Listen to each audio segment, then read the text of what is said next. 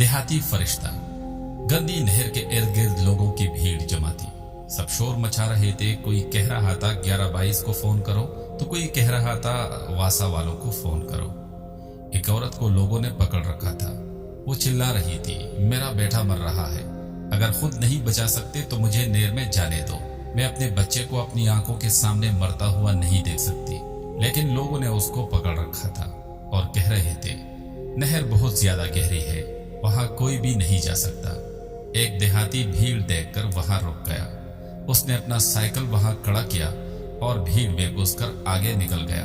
आगे पहुंचकर वो हैरान हुआ कि एक बच्चा नहर में गोते खा रहा है और सब चुपचाप खड़े देख रहे हैं। उसने बिना कुछ सोचे समझे गंदी नहर में छलांग लगा दी। नहर में जाकर वो देहाती खुद गोते खाने लगा और बहुत ज्यादा गहरी सेवरेज की नहर थी। करीब ही था कि वो बच्चा मर जाता, लेकिन देहाती ने अपनी जान पर खेलकर उस बच्चे को गंदी नहर से निकाल लिया। जो ही वो देहाती बाहर निकला, उसने फौरन बच्चे को उल्टा लटका दिया, जिससे उस बच्चे के मुंह से बहुत सा गंदा पानी बाहर निकला और बच्चे की सांस बहाल हो चुकी थी। वो बहुत ज्यादा रो रहा था। माँ अपने बेटे को सीने से लगाकर रो रही थी। देहाती के चेहरे पर अजीब खुशनुमा चमक थी, लेकिन उसके सफेद कपड़े कीचड़ से लथपथ हो चुके थे, जिसकी वजह से लोग दूर खड़े उसे शाबाश दे रहे थे। वो औरत आगे बढ़ी और देहाती के आगे हाथ जोड़कर बोली, भाई तुम फरिश्ता हो, तुमने मेरे बेटे की जान बचाई है। देहाती बोला, मैं कोई फरिश्ता नहीं, मैं तो एक इंसान हूँ और इंसान का फर्ज है दूसरों की मदद करना। वो औरत बोली, अगर तुम इंसान हो तो इन लोगों में कोई एक भी इंसान नहीं है। सब अपनी नजरें चुराकर वहां से एक एक करके जाने लगे। औरत देहाती से बोली, भाई मेरा घर करीब ही है, आओ आपके कपड़े धुलवा दूं।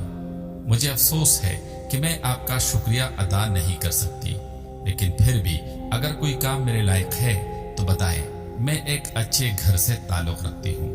अगर पैसे चाहिए तो वो भी बता दो, मैं दे दूंगी। देहाती उस औरत की बात सुनकर बोला, अगर मुझे पता होता कि इस बच्चे और मेरी जान की क्या कीमत है तो जरूर मांग लेता, लेकिन अब मुझे कुछ नहीं चाहिए। अजर तो सिर्फ अल्लाह की जात देती है, बंदों का काम तो बस दूसरों के काम आना है। उस औरत की आंखों में आंसू थे, वो कुछ समझ न पाई तो देहाती का शुक्रिया अदा करती हुई चली गई। सब लोग अपने अपने घरों की तरफ जा चुके थे। देहाती अपने घर की तरफ जाने लगा तो उसकी साइकिल भी चोरी हो चुकी थी। क्या हम में ऐसे लोग भी शामिल हैं? जरा सोचिए।